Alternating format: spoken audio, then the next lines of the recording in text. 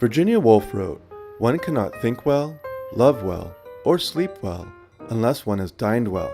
But where we dine can be just as important as what we dine." On this episode of The Green Scene, we are deconstructing the elements of a LEED Platinum restaurant, a complete labor of love for people as well as the environment. So enjoy this serving of Claire's on Cedros, where you can find nourishment for the body and the soul. Claire, thank you so much for having us into the restaurant. You're welcome. We really love the food and we really love the setting here. We want to know really how you got your start to begin with. It came from a bread background, right? Yes, my original goal was to get my kids to eat dark bread because I didn't want to feed them Wonder Bread. Right. So I developed the bread recipe and my kids liked it. And then some of my neighbors were opening a restaurant and they got wind of the bread.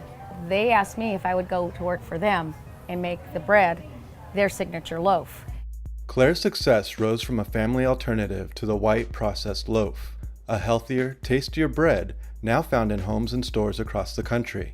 I continued to work at Milton's for 12 years, and during the course of that time I met Terry.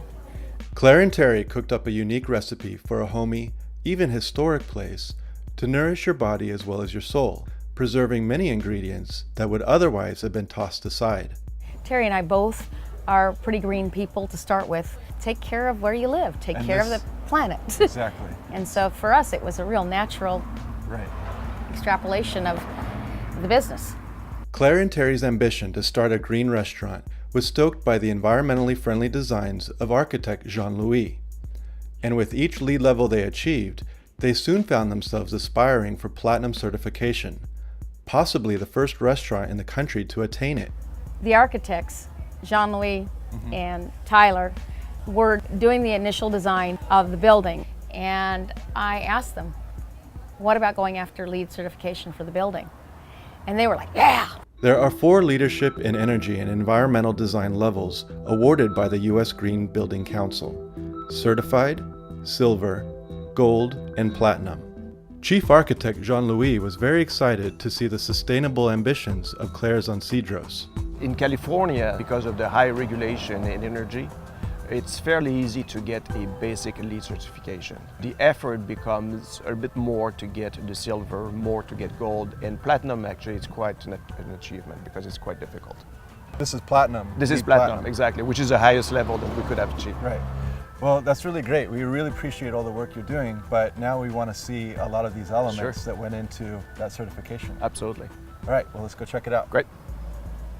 So what were some of the general design elements that went into the LEED certification process? Yes, the first issue about this site is we had existing buildings. We had to demo this building and we were able to recycle more than 75% of the materials of these old buildings. And then we had to clean all the asphalt that we had on site to recompact the soil. And to avoid a long planning process with the city, we decided to build those new buildings at the exact location of the old buildings. As far as the LEED parking issues, we had to provide the strict minimum amount of parking, no more than what the zoning asked us to provide. In relation to the parking though, what cars are actually on top of right now is something that contributed to that platinum certification. That's correct. We have this pervious concrete, which is between 8 and 10 inches thick. And that concrete actually set on a base, which is also 10 inches of recycled broken concrete. You're actually filtering water, letting it channel back into the groundwater sources. Exactly. You know, we're very close to the ocean here. We're like 2 blocks away from the ocean. And we also had to deal with the Coastal Commission. And they were very happy, actually, to see the technology that we're using here on site to pre-filter this water before it goes back to the ocean. So that's essentially how the ancient Romans and the Peruvians constructed their roads. That's right, exactly. Well, before we get to the solar aspects and some of the landscaping, I'd really love to see how the water works on this material. Well, let me show you. Okay, let's check it out. Great. So I'm just gonna hose this down a little bit. So as you can see, now that I'm gonna stop the water will actually dissipate inside the concrete. So normally we would have seen a volume of water like that just shoot straight That's right, off to the exactly. curb. That's right. Whereas this, you can see this tiny little radius and it's just gone straight down. Exactly. So, Jean-Louis, one of the great things about San Diego is that we get all this sunshine, and it's one of those really great attractions that people love. But you've also used the sun to capture energy as well. That's right. And your solar panels here generate electricity for the restaurant. That's right. A third of the electricity used by the restaurant is actually created right here on site. And this is one of those technology where we were able to achieve several points, because there was the energy portion of the credits, but also there was, as you were mentioning, the shading of the site with these carports here. Right, and this is one of my favorite features actually, because you can see here where using things twice or getting a dual purpose out of them is really great for minimizing the resources that you need to use. But here you've actually created a carport that creates shade for the cars beneath, yet at the same time it's capturing that sunlight. That's right. And by the same token, the solar panels that we have on top of our office also are used with the passive solar design, because they are creating the shade that we want in summer, yet the design of this awning lets the sun penetrate in winter and give us heat. So this is actually a dual purpose also. So we were just talking about how there was that double utility to the solar panels, creating energy but also providing shade. That's correct. And we're seeing this in the preservation of a tree here that Claire's on Cedros is using for the patio. Yes, we kept actually two trees, the one in the very front and this pepper tree right here. And actually this tree almost didn't make it because as they were framing the mechanical tower, the framers were actually cutting the tree with their saws, the circular saws. So we had to stop them and say, hey, stop now.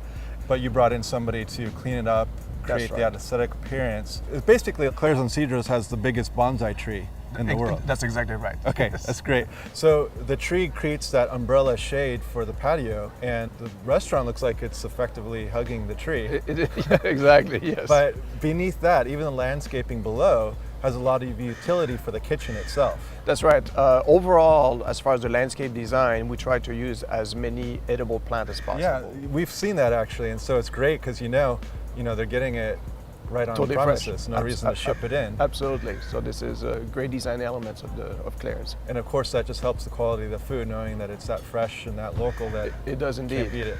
Absolutely, yes. What we tried to do was make this place feel like a home, not like a restaurant. We wanted people to feel like it was eclectic inside. One thing that is pretty nice from a historical point of view is that the brickwork that you have is from a notable San Diego feature. Yeah, Petco Park. Some baseball. Well, I don't know, it's baseball. It's from some of the buildings that were torn down to build Petco. Okay. They're beautiful bricks.